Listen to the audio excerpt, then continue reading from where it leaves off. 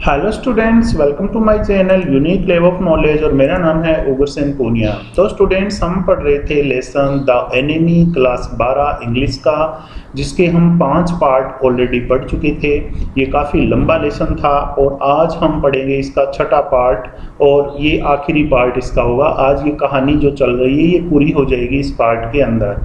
तो हम शुरू करेंगे आज के लेसन को। उससे पहले अपने कहाँ पर छोड़ा था वो मैं बता देता हूँ आपको। डॉक्टर सदाओ और जो अमेरिकन यंग मैन था उनके बीच में बातें हो रही थी। तो वो अमेरिकन कह रहा था डॉक्टर सदाओ से कि मैं बिल्कुल ठीक हूँ अब, और मैं सही हूँ, स्वस्थ हो गया हूँ। तो अब उसके आगे हमें पढ़ना है। और डॉक्टर सदाओ है वो उसे छुटकारा पाना चाहते थे, और वजह थी छुटकारा पाने की स्ट्रेन, यानी तनाव बहुत ज़्यादा हो गया था इनको। और इसकी वाइफ जो है हैना, वो भी डर रही थी काफ़ी ज़्यादा। तो अब ये किस तरीके से इसे छुटकारा पाता है वो हम आज पढ़ेंगे। यहाँ पे एक क्वेश्चन भी दिया है आपको, देखिए। What will doctor Sadao do to get rid of the man. Doctor Sadao उस व्यक्ति से छुटकारा पाने के लिए क्या करेंगे। तो अपने इस लेसन के अंदर अभी पढ़ेंगे, इस पार्ट के अंदर एक्चुअली, कि डॉक्टर सदाओ से छुटकारा पाने के लिए क्या करेंगे। इस क्वेश्चन का आंसर आपको आज मिल जाएगा। चलिए शुरू करते हैं। डॉक्टर सदाओ उससे कहते हैं यू आर वेल, तुम ठीक हो। डॉक्टर सदाओ एग्रीड, तो सदाओ है वो एग्री हो जाता है उससे कि तुम बिल्कुल ठीक हो। He lowered his voice, doctor Sadao अपनी आवाज़ को थोड़ा सा धीमा करता है। यू आर सो वेल, तुम एकदम ठीक हो। दैट आई थिंक, कि मैं सोचता हूँ, if I put my boat, कि यदि मैं नाव को रख दूं ऑन द शोर टुनाइट, आज रात को। शोर कहते हैं समुद्र के किनारे को। तो डॉक्टर सदाओ ने उससे कहा कि तुम इतने ठीक हो कि यदि मैं आज रात को अपनी नाव को समुद्र के किनारे पर रख दूं with food and extra clothing in it, और उसके अंदर भोजन डाल दूं, नाव के अंदर भोजन भी रख दूं, एक्स्ट्रा क्लोथिंग अतिरिक्त कपड़े भी नाव के अंदर मैं रख दूं, you might be able to row. Row का अर्थ होता है नाव को चलाना।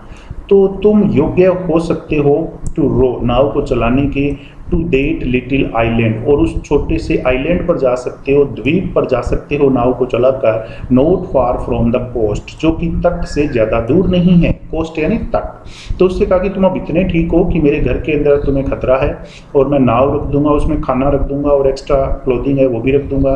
तो तुम नाव चला करके वो जो समुद्र के किनारे पास में ही, समुद्र के अंदर जो आइलैंड है उसके ऊपर तुम चले जाना। इट इज़ सो नियर, और ये इतना नज़दीक है, यानी कि समुद्र के किनारे के इतना पास में है। आगे दे भी दिया, देखिए, द कोस्ट यानी तट के इतना नज़दीक है। That it has not been worth fortifying, कि इसको फोर्टिफाई नहीं किया गया। फोर्टिफाई का मतलब होता है किलेबंदी करना, एकदम से रखवाली के लिए कोई सैनिक वगैरह लगा देना वहाँ पर। तो उसने कहा कि इसकी कोई किलेबंदी भी नहीं करी गई है। नोबडी लिव्स ऑन इट, और इसके ऊपर कोई रहता भी नहीं है इस द्वीप पर। बिकॉज, क्योंकि इन स्टॉर्म, जब तूफान आता है, स्टॉर्म आता है, इट इज सबमर्ज्ड, ये पानी के अंदर डूब जाता है। सबमर्ज का तो जलमग्न हो जाना, कि जब तूफान आता है तो ये जलमग्न हो जाता है, इसलिए इस आइलैंड के ऊपर कोई भी नहीं रहता, ये सुनसान है। तो तुम इस आइलैंड के ऊपर चले जाना, मैं नाव को छोड़ दूंगा, तुम्हारे लिए व्यवस्था कर दूंगा। ये बात बोली डॉक्टर सदाओ ने। But this is not the season of storm, और ये जो तूफान का सीजन नहीं है। डॉक्टर सदाओ ने कहा कि अभी कोई तूफान आने वाला है नहीं, तो तुम्हें कोई खतरा भी नहीं है वहाँ पे। यू कुड लिव देयर, तुम वहाँ पर रह सकते हो, until you so A Korean fishing boat, जब तक तुम्हें एक कोरियन फिशिंग बोट दिखाई ना दे। यानी तुम्हें कौन सी नाव के अंदर बैठना है, कोरिया की नाव जो है फिशिंग बोट, उसी के अंदर बैठना है, दूसरी किसी नाव के अंदर नहीं बैठना। पास बाई, गुजरते हुए, यानी वहाँ से गुजरते हुए तुम्हें कोरियन फिशिंग बोट दिखाई दी, उसी में तुम्हें बैठना है।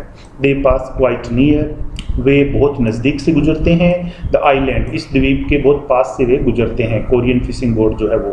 बिकॉज, क्योंकि the water is many fathoms deep there, क्योंकि जो पानी है वो बहुत ज़्यादा गहरा है। फैदम एक गहराई, पानी के अंदर गहराई मापने की एक इकाई होती है। तो यहाँ पे डॉक्टर सदाओ ने कहा कि द्वीप के आसपास पानी है वो काफ़ी ज़्यादा गहरा है, इसलिए वो नावें हैं वो वहाँ से गुजरती है, तो तुम उस नाव के अंदर बैठ के चले जाना। The young man stared at him, stare का अर्थ घूरना। तो जो यंग मैन था उसने डॉक्टर सदाओ की तरफ घूरा। स्लोली कॉम्प्रीहेंडिंग, कॉम्प्रीहेंड का अर्थ है समझना, बातों को समझना, और धीरे धीरे वो समझ पा रहा था। डू आई हैव टू, क्या मुझे ये करना पड़ेगा। ही आस्क्ड, उसने पूछा कि क्या मुझे द्वीप पर ही जाना पड़ेगा।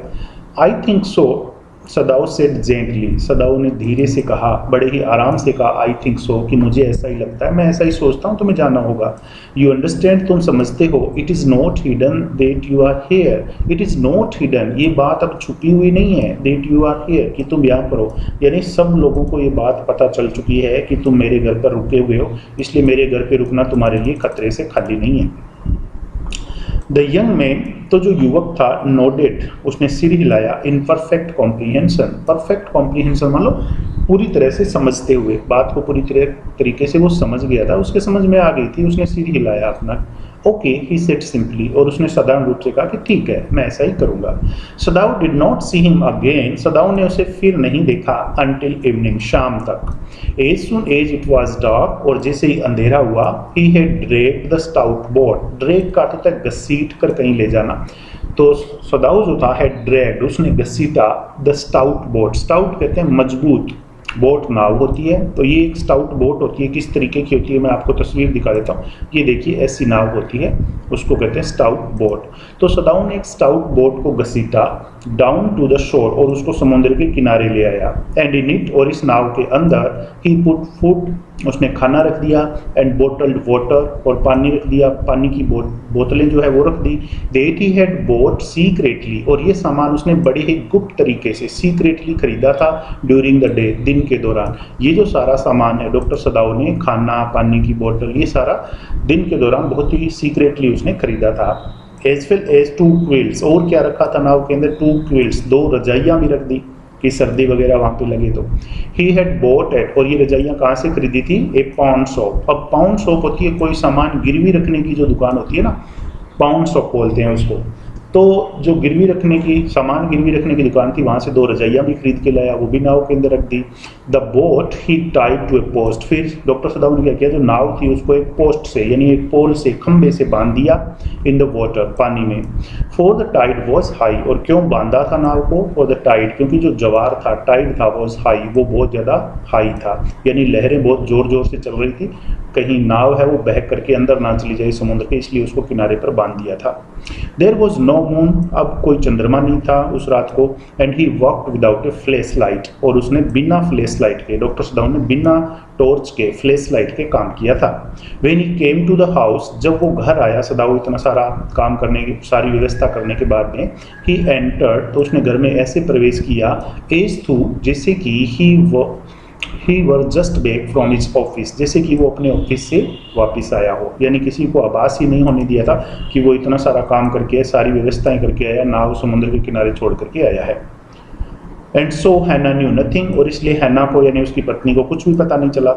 Yumi was here today, Yumi आज यहाँ आई थी। सी सेड, हैना ने कहा, एज सी सर्व्ड हिज सपर, जैसे ही वो डॉक्टर सदाउ को सपर सर्व कर रही थी, यानी रात का खाना परोस रही थी, तो हैना ने सदाउ से कहा कि यूमी आई थी आज।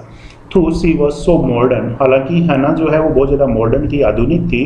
स्टिल, फिर भी, she did not eat with him, वो सदाउ के साथ खाना नहीं खाती थी, यानी अपने हस्बैंड के साथ खाना नहीं खाती थी।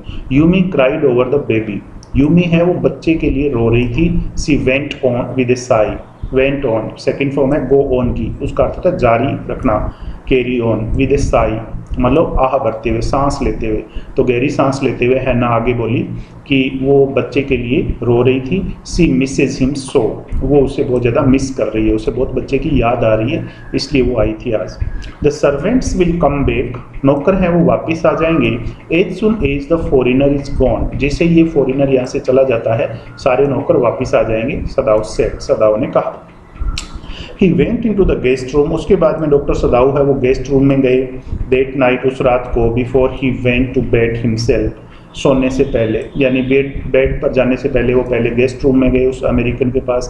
एंड चेक्ड केयरफुली, और बहुत ही सावधानी से चेक किया द अमेरिकन्स टेम्परेचर, उस अमेरिकन का टेम्परेचर जो था वो चेक किया, कहीं उसको बुखार वगैरह नहीं है, अच्छे से उसकी जांच करी। The state of the wound, और क्या चेक किया, स्टेट कहते हैं स्थिति को, वुंड कहते हैं घाव को, और घाव की स्थिति यानी घाव ठीक हुआ कि नहीं हुआ उसकी स्थिति को और दोबारा से चेक किया। एंड हिज हार्ट, और उसका हार्ट जो है, एंड पल्स, और उसकी नब्ज, ये सारी चीज़ें चेक करी डॉक्टर सदाउ ने उस रात को, क्योंकि डॉक्टर सदाउ सारी व्यवस्थाएं करके आए थे पहले, और अब इस रात को ये निकलने वाला था इनके घर से, तो सब कुछ चेक किया। द पल्स वॉज इरेगुलर, जो पल्स थी, नब्ज थी, वो अनियमित थी, इरेगुलर थी।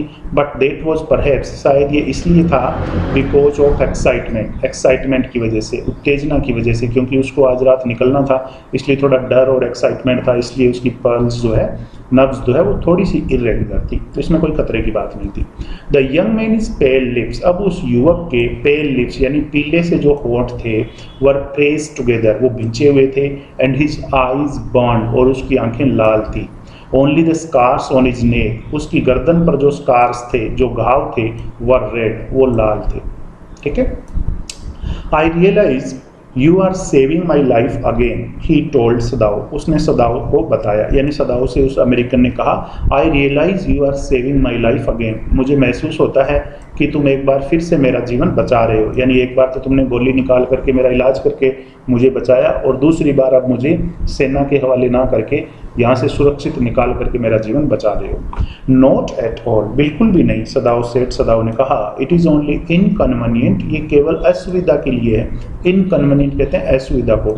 To have you here any longer, तुम यदि यहाँ पर और ज़्यादा रहोगे तो इनकन्वीनियंट होगा, असुविधा होगी हमें और तुम्हें भी, तो इसलिए मैं ऐसा कर रहा हूँ। He had hesitated a good deal, एक गुड डील का अर्थ होता है अत्यधिक, बहुत ज़्यादा।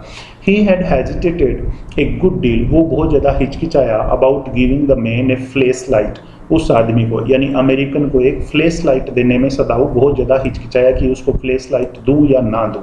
But he had decided to give it to him after all, लेकिन आखिरकार उसने इस फ्लैश लाइट को उसको देने का निश्चय किया, यानी सदाऊ ने उसको एक टॉर्च भी दे दी। पहले हिचकिचाया था कि टॉर्च जलाएगा पता चल जाएगा, लेकिन आखिरकार उसने अमेरिकन को टॉर्च भी उपलब्ध करवा दी। It was a small one, ये एक छोटी सी टॉर्च थी, फ्लैश लाइट थी।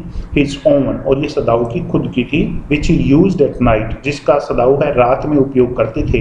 व्हेन ही वाज कॉल्ड, जब उनको बुलाया जाता था, यानी जब रात में किसी की तबीयत खराब होती और सदाऊ चूँकि एक डॉक्टर थे और चेक करने के लिए जाते तो ये टॉर्च साथ में लेकर के जाते थे, तो वो टॉर्च उसने उस अमेरिकन को दे दी थी।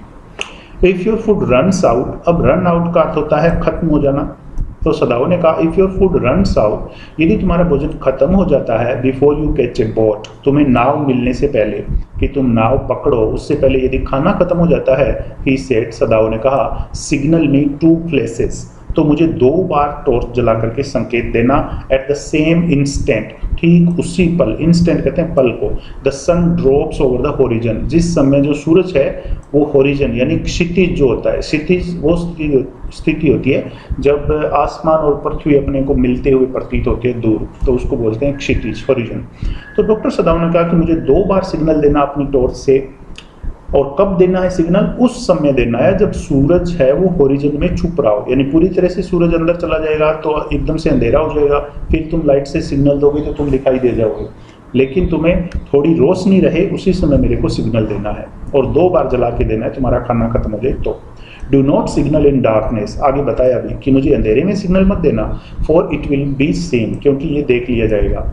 If you are all right, यदि तुम बिल्कुल ठीक रहो, बट स्टिल देयर, लेकिन फिर भी तुम आइलैंड पर ही हो, सिग्नल मी वंस, तो मुझे 1 बार सिग्नल देना। यदि बिल्कुल ठीक हो, आइलैंड पर ही हो, तुम्हें अभी तक नाव नहीं मिली है तो 1 बार सिग्नल देना, खाना खत्म हो जाए तो 2 बार सिग्नल देना, और सिग्नल कब देना है वो टाइम भी बता दिया। You will find fresh fish easy, अब और क्या बताया डॉक्टर सदाऊ ने उसे कि तुम्हें वहाँ पर ताज़ा मछलियाँ मिल जाएगी, टू कैच, पकड़ने के लिए, but you must eat them raw, लेकिन तुम्हें उसे रो मतलब कच्चा ही खाना पड़ेगा, तुम पका नहीं सकते उनको। ए फायर वुड बी सीन, क्योंकि आग जलाओगे तो दिखाई दे जाएगी, इसलिए तुम्हें ताज़ा मछलियाँ मिलेगी, उनको कच्चा ही खाना पड़ेगा। Okay, the young man breath मतलब गहरी सांस लेना, तो उस युवक ने गहरी सांस ली और उसने कहा ओके कि ठीक है, मैं बिल्कुल ये जो बातें आपने बताई है इनका ध्यान रखूंगा और बिल्कुल ऐसा ही करूँगा। He was dressed now in Japanese clothes, अब जो व्यक्ति था अमेरिकन उसने कैसे कपड़े पहने थे, जापानीज क्लोथ्स यानी जापानीज कपड़े पहने थे, which Sadao had given him, और ये कपड़े सदाऊ ने उसे दिए थे। And at the last moment, और अंतिम क्षण, Sadao wrapped black cloth, Sadao ने एक काला कपड़ा, रैप मतलब लपेट दिया, about his blond head, blond मतलब सुंदर, उसके सुंदर चेहरे पर एक काला कपड़ा भी लपेट दिया। नाउ सदाऊ सेठ, सदाऊ ने कहा अब, यानी अब चलो निकलो। द यंग अमेरिकन, तो जो अमेरिकन था, विदाउट ए वर्ड, बिना एक शब्द बोले, shook Sadao hand warmly, shook second form है, सेक फर्स्ट फॉर्म होती है, सेक हैंड का अर्थ होता है हाथ मिलाना, वार्मली का अर्थ होता है गर्मजोशी से। तो कुछ बोला नहीं था वो अमेरिकन, और सदाऊ से उसने गर्मजोशी से हाथ मिलाया, and then walked quite well, और फिर चुपचाप चलने लगा, यानी चला गया, अक्रॉस द फ्लोर, जो फ्लोर था, फर्श था, उसकी दूसरी तरफ, एंड डाउन द स्टेप, और सीढ़ियों से नीचे, into the darkness of the garden, और चल करके वो कहाँ आ गया था, जो गार्डन का अंधेरा था वहाँ पे वो आ गया था। वंस, एक बार, ट्वाइस, दो बार, सदाउ सॉ हिज लाइट फ्लेश, सदाउ ने उसकी लाइट को फ्लेश होते हुए देखा था, टू फाइंड हिज वे, क्योंकि उसे अपना रास्ता ढूंढना था, इसलिए एक बार या दो बार उसने लाइट को जलाया था रास्ता ढूंढने के लिए। But that would not be suspected, लेकिन इसमें कोई संदेह की बात नहीं थी, सस्पेक्ट की कोई गुंजाइश नहीं थी। He waited until from the shore there was one more flash, he waited, यानी सदाऊ ने इंतजार किया, until from the shore there was one more flash, कब तक इंतजार किया, जब तक समुद्र के किनारे एक और फ्लैश लाइट उसको दिखाई ना दे गई, इंतजार किया तब तक, यानी एक फ्लैश लाइट उसको दिखाई देगी, इसका मतलब वो द्वीप पे पहुंच गया था और वो सुरक्षित था। Then he close the partition, उसके बाद में उसने अपना जो दरवाज़ा था पार्टीशन गार्डन की तरफ जो खुलता था वो बंद किया। देट नाइट, उस रात को, ही स्लेप्ट, वो सो गया, यानी उसने नींद ली। अब देखिए, यू से द मैन एस्केप्ड, तुम कहते हो कि वो आदमी भाग निकला, एस्केप का तो होता है बच निकलना, भाग जाना। द जनरल आस्क्ड फेंटली, तो जनरल ने, फेंटली का तो होता है धीमी, धीमे स्वर के अंदर, धीमी आवाज़ के अंदर जनरल ने पूछा। तो सारी बातें हुई, डॉक्टर सदाऊ जो है वो इस जनरल के पास गए, सब कुछ बता दिया कि वो तो मेरे घर से चला गया है। तो यहाँ पे जनरल ने डॉक्टर सदाऊ से कहा कि तुम कहते हो कि वो आदमी स्केप हो गया, भाग गया। He had been operated upon a week before, उसका एक हफ्ते पहले ही ऑपरेशन किया गया था, यानी जो जनरल था उसकी बात यहाँ पे हो रही है, बताया जा रहा है उसके बारे में कि एक हफ्ते पहले जनरल का ऑपरेशन किया गया था, एन एमरजेंसी ऑपरेशन, और ये एक एमरजेंसी ऑपरेशन था, to which Sadao had been called, जिसके लिए सदाऊ को बुलाया गया था, इन द नाइट, रात में, यानी सदाऊ ने एक हफ्ते पहले ये ऑपरेशन किया था, रात में बुलाया गया था अचानक से। फॉर 12 आवर्स, 12 घंटों से सदाऊ हैड नॉट बीन श्योर, सदाऊ आश्वस्त नहीं था, द जनरल वुड लिव, कि जनरल है वो जिंदा रहेगा या नहीं, यानी 12 घंटे तक सदाऊ को विश्वास नहीं था कि जनरल बचेगा या नहीं बचेगा। The gall bladder was much involve, अब प्रॉब्लम क्या थी वो देखिए, आपको यहाँ पे प्रॉब्लम बताइए। Gall bladder was much involve, gall bladder जो था वो प्रभावित था, यानी गॉल ब्लैडर था वो ज़्यादा प्रभावित था, उसको कोई ना कोई नुकसान हुआ था। अब गॉल ब्लैडर क्या होता है, देखिए हमारे शरीर के अंदर एक हिस्सा होता है, ये वाला जो हिस्सा है इसको कहते हैं गॉल ब्लैडर। तो यहाँ पे कोई जो जनरल था उसकी कोई प्रॉब्लम थी इसके अंदर। Then the old man had begun, और उसके बाद में जो बूढ़ा आदमी था जनरल था उसने शुरू कर दिया, टू ब्रीथ डीपली अगेन, फिर से गहरी गहरी सांसें लेना, एंड टू डिमांड फूड, और खाना मांगना शुरू कर दिया, यानी वो फिर स्वस्थ होने लगा था धीरे धीरे 12 घंटे के बाद में।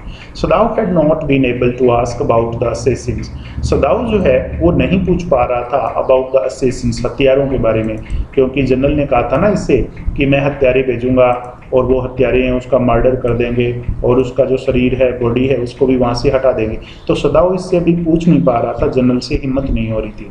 सो फार एज ही न्यू, जहाँ तक वो जानता था, दे हैड नेवर कम, वे कभी आए ही नहीं थे, यानी हत्यारे है वो जनरल ने भेजे ही नहीं थे, जहाँ तक सदाऊ जानता था। The servants had return and Yumi had clean the guest room, अब जो नौकर थे हैड रिटर्न, वो वापस लौट आए डॉक्टर सदाऊ के घर, एंड यूमी हैड क्लीन, और यूमी ने साफ कर दिया द गेस्ट रूम, जो गेस्ट रूम था जहाँ पर उस अमेरिकन को रखा गया था, उसका ऑपरेशन किया गया था, उसको साफ किया थोरोली, पूरी तरह से। एंड हैड बर्न सल्फर, और उसके अंदर सल्फर को जला के रखा, इन इट, इस कमरे में, to get the white man smell out of it, ताकि वाइट मैन जो गोरा आदमी था उसकी जो स्मेल है वो इससे बाहर निकल जाए, इसलिए उसने सल्फर भी जला के रखा था। नोबडी सेड एनीथिंग, किसी ने कुछ भी नहीं बोला, यानी जो नौकर थे कोई नहीं बोला, किसी ने कुछ भी नहीं कहा। Only the gardener was cross, cross का अर्थ होता है चिड़चिड़ा होना, थोड़ा नाराज होना, तो केवल गार्डनर जो था वो चिड़चिड़ा था, थोड़ा सा नाराज था, because he had got behind, क्योंकि वो पीछे रह गया था, got behind with his chrysanthemums. अब क्रिसेंथेमम्स क्या होता है, एक प्रकार का पौधा होता है जिसको हिंदी में बोलते हैं गुलदाउदी का जो पौधा होता है। अब आपको मैं चित्र दिखा देता हूँ, देखिए इस तरह का ये पौधा होता है, तो उसको बोलते हैं क्रिसेंथेमम्स। तो जो गार्डनर था वो अपने गुलदाउदी के पौधे लगाने में थोड़ा सा पीछे रह गया था, इसलिए थोड़ा सा नाराज था वो। बाकी नौकर जो थे वो खुश थे, किसी ने कुछ भी नहीं बोला। बट आफ्टर ए वीक, एक हफ्ते के बाद, Sadao felt the general was well enough, Sadao ने महसूस किया कि जनरल अब इतना ज़्यादा ठीक हो गया था, to be spoken to about the prisoner, कि अब वो उससे उस प्रिजनर के बारे में बात कर सकता था। डॉक्टर सदाव ने सोचा कि अब मैं उससे पूछ सकता हूँ कि हत्यारे क्यों नहीं भेजे, बता सकता हूँ जनरल को। यस एक्सीलेंसी, हाँ महामहिम, ही एस्केप्ड, वो भाग गया। सदाव नाउ सेड, सदाव ने कहा।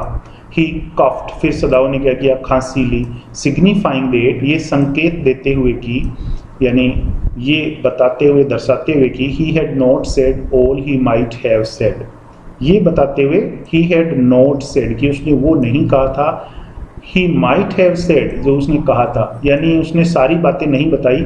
इस बात का उसकी खांसी लेने से पता चल रहा था।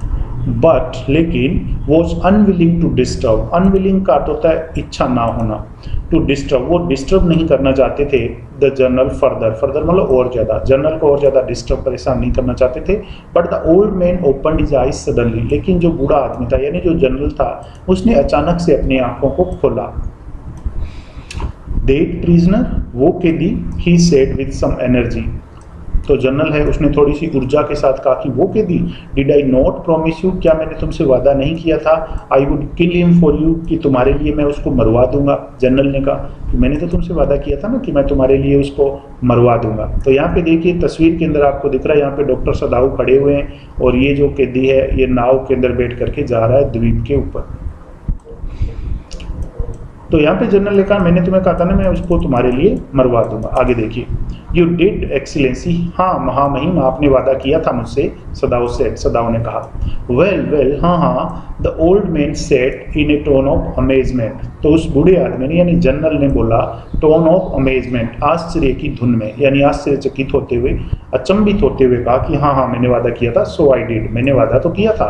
बट यू सी, लेकिन तुम देख रहे हो, I was suffering A good deal, मैं बहुत ज़्यादा दुखी हो रहा हूँ, बहुत ज़्यादा पीड़ित हो रहा हूँ, यानी बहुत ज़्यादा बीमार हूँ।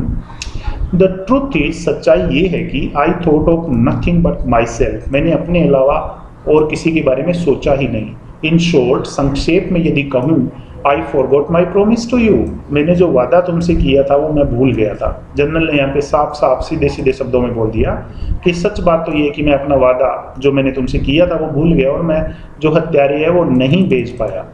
आई वंडर्ड, मैंने ऐसा सोचा, योर एक्सीलेंसी महाराज, सदाव मरमर, सदाव ने बड़बड़ाते हुए कहा, धीरे से कहा कि मैंने ऐसा ही सोचा कि आप भूल गए होंगे। It was certainly very careless of me, ये मेरी बहुत बड़ी लापरवाही है। सर्टेनली का अर्थ होता है निश्चित रूप से, निश्चित रूप से ये मेरी बहुत बड़ी लापरवाही है। जनरल सेड, जनरल ने कहा, बट यू अंडरस्टैंड इट, लेकिन तुम समझ सकते हो। It was not lack of patriotism, lack कहते हैं कमी को, लैक ऑफ पैट्रियटिज्म देशभक्ति की कमी, कि तुम तो समझ सकते हो कि देशभक्ति की कमी की वजह से नहीं है। और डेरिलिक्शन ऑफ ड्यूटी, डेरिलिक्शन का अर्थ होता है, डेरिलिक्शन मतलब लापरवाही को बोलते हैं, केयरलेस को, केयरलेस कोई व्यक्ति होता है उसको बोलते हैं डेरिलिक्शन। तो उसने दो चीज़ें बताई। जो जनरल था उसने डॉक्टर सदाव से कहा कि मैंने नहीं भेजे तेरे, ठीक है, लेकिन तुम तो समझ सकते हो, इसका मतलब ये नहीं है कि मैं देशभक्त नहीं हूँ, ये देशभक्ति की कमी की वजह से ऐसा नहीं हुआ, या फिर मेरे जो ड्यूटी है उसमें मैंने लापरवाही करी, इस वजह से भी ऐसा नहीं था। He looked anxiously at his doctor, फिर जो जनरल था उसने चिंतित होते हुए डॉक्टर को देखा, डॉक्टर सदाव को देखा। If the matter should come out, यदि ये मामला बाहर आता है, लोगों को पता चलता है, यू वुड अंडरस्टैंड दैट, तो तुम समझते ही हो क्या होता है, वुडंट यू, क्या तुम नहीं समझते। सर्टेनली योर एक्सीलेंसी, निश्चित रूप से महाराज, महामहिम, सदाव सेठ, सदाव ने कहा। ही सडनली कॉम्प्रीहेंडेड दैट, अब अचानक सदाव है वो समझ गया था, कॉम्प्रीहेंड का अर्थ होता है समझ जाना। That the general was in the palm of his hand, कि जनरल जो था वह उसकी मुट्ठी में था, in the palm of his hand, अब जनरल उसकी मुट्ठी में था। And that as a consequence, as consequence कहते हैं परिणाम को, as a consequence he himself was perfectly safe, और इसके परिणाम स्वरूप वो खुद परफेक्टली यानी पूरी तरह से सेफ था। अब जनरल है वो सदाव की मुट्ठी में था, क्योंकि सदाव को भी उसका पता था, कमजोरी पता चल गई थी, और अब जो डॉक्टर सदाव है वो भी पूरी तरीके से सेफ था। I can swear to your loyalty excellency, he said to the old general, फिर सदाव ने उस बूढ़े जनरल से कहा, I can swear to your loyalty, मैं आपकी वफादारी की कसम खाता हूँ एक्सीलेंसी महामहिम, and to your zeal against the enemy, zeal कहते हैं जोश को, और दुश्मनों के प्रति जो आपका जोश रहता है उसकी मैं कसम खाता हूँ कि मैं किसी को कुछ बताऊंगा नहीं इस बारे में। You are a good man, तुम एक अच्छे आदमी हो। द जनरल मर्मर्ड, जनरल बड़बड़ाया, एंड क्लोज्ड हिज आइज, और उसने अपनी आंखों को बंद कर लिया। यू विल बी रिवॉर्डेड, तुम्हें पुरस्कार दिया जाएगा, रिवॉर्ड दिया जाएगा, जनरल ने कहा। बट सदाओ, लेकिन जो सदाओ था, searching the spot of black, काले स्थान की तलाश करते हुए, in the twilighted sea that night, उस रात को ट्विलाइटेड सी के अंदर, ट्विलाइटेड सी मतलब बीच बीच के अंदर रोशनी है वो चमक रही थी आसमान से, तो वो ट्विलाइटेड सी के अंदर स्पॉट ऑफ ब्लैक, काले रंग का जो स्थान था यानी जो द्वीप था उसकी तलाश कर रहा था, उसके तरफ देख रहा था। हैड इज रिवॉर्ड, और उसको उसका रिवॉर्ड मिल गया था। और रिवॉर्ड क्या था? There was no prick of light, प्रकाश की कोई भी किरण नहीं थी। इन द डस्क, गोधुली, डस्क कहते हैं जब उसने टाइम बताया था ना कि डस्क के टाइम लाइट जला करके बताना कि तुम वहीं पर हो, तो अब कोई लाइट आई नहीं थी द्वीप से, इसका मतलब वो जा चुका था। कोरियन बोट पकड़ करके वो सुरक्षित निकल चुका था, जो अमेरिकन व्यक्ति था जो आइलैंड पर भेजा था डॉक्टर सदाऊ ने, तो उसको रिवॉर्ड मिल चुका था। डॉक्टर सदाऊ ने अपना जो ड्यूटी था वो बहुत अच्छे से निभाया, पहले उसका इलाज किया और उसके बाद में उसको सेफली अपने देश पहुंचा दिया या उसको सुरक्षित वहाँ से निकाल दिया था, इसलिए सदाऊ को अपना पुरस्कार मिल चुका था। No one was on the island, अब आइलैंड पर कोई भी नहीं था। हिज प्रिजनर वॉज गॉन, उसका प्रिजनर जो था वो चला गया था, सेफ, एकदम सुरक्षित, डाउटलेस, बिना किसी संदेह के। फॉर, क्योंकि ही हैड वार्न्ड हिम, क्योंकि डॉक्टर सदाऊ ने उसे चेतावनी दी थी, to wait only for a Korean fishing boat, कि उसे केवल कोरियन फिशिंग बोट के अंदर ही बैठना है, कोरियन फिशिंग बोट है उसी का इंतजार करना है। He stood for a moment on the veranda, थोड़े टाइम के लिए वो बरांडे के अंदर खड़ा रहा, गेजिंग आउट, घूर रहा था, टू द सी, समुद्र को, from where the young man had come, जहाँ से वो युवक आया था बह करके, दैट अदर नाइट, एक रात को। तो अब वो अपने घर में खड़ा खड़ा उस समुद्र को घूर रहा था, जिस समुद्र के अंदर से वो घायल युवक इसके घर के आगे आ गया था doctor Sadao. And into his mind, और उसके दिमाग में, ऑल थ्रू विदाउट रीजन, बिना किसी कारण के, there came other white faces, दूसरे वाइट फेसेस आने लगे, यानी अमेरिकन लोगों की तस्वीरें आने लगी डॉक्टर सदाऊ के दिमाग में। ही हैड नोन, जिनको वो जानता था, क्योंकि डॉक्टर सदाऊ है उसको अमेरिका के अंदर रहा था पढ़ाई करने के लिए, तो उसके दिमाग के अंदर कुछ अमेरिकन लोग जिनको वो जानता था उनकी तस्वीरें ताज़ा होने लगी। कौन कौन व्यक्ति इसको याद आ रहे थे? The professor at whose house he had met हैना, तो एक तो प्रोफेसर जिसके घर पर डॉक्टर सदाऊ हैना से मिले थे, बाद में इन्होंने शादी कर ली थी। ए डल मैन, वो एक नीरस सा आदमी था। And his wife had been a silly talkative woman, और उस प्रोफेसर की पत्नी जो कि सिली यानी मूर्ख, टॉकेटिव यानी बहुत ज़्यादा बातें करने वाली औरत थी। In spite of her wish, in spite of का तो तक के बावजूद, विश कहते हैं इच्छा को, तो उसकी इच्छा के बावजूद भी, टू बी काइंड, काइंड रहने की, यानी जो प्रोफेसर की पत्नी थी उसकी इच्छा क्या थी? काइंड बने रहने की, लेकिन काइंड बने रहने की इच्छा के बावजूद भी वो बहुत ज़्यादा बातें करती थी, बहुत ज़्यादा मूर्ख लगती थी।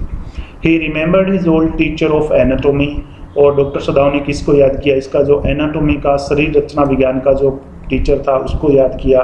Who had been so insistent, जो इतना जोर डालता था, इंसिस्टेंट का अर्थ होता है हठी होना, दृढ़ होना, जिद्दी होना, on mercy with a knife, जो एक नाइफ होता है उसकी दया के ऊपर, यानी जो चाकू है उसकी दया पर वो जोर डालता था। कहने का मतलब कि हम जब भी ऑपरेशन करें तो हमें तो पूरा नॉलेज होना चाहिए शरीर का, और इस तरह से नॉलेज होना चाहिए जैसे कि इस शरीर को हमने खुद नहीं बनाया है, तो इस तरीके से वो चाकू की दया पर जोर डालता था।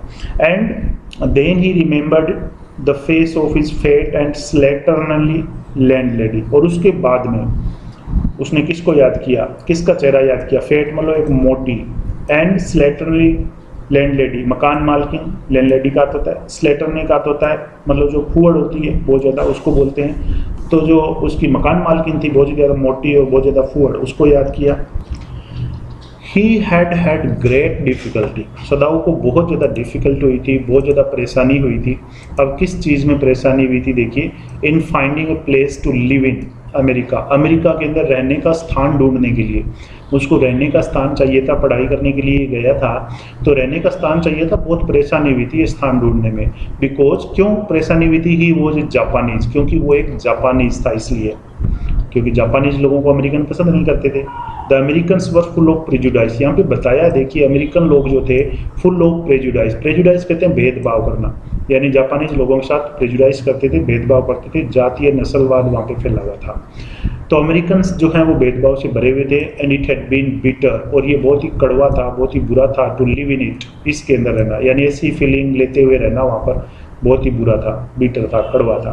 Knowing himself they are superior, ये बात जानते हुए भी कि हम उनसे सुपीरियर हैं और उनके बीच में रहना बहुत ही कठिनाई वाला था।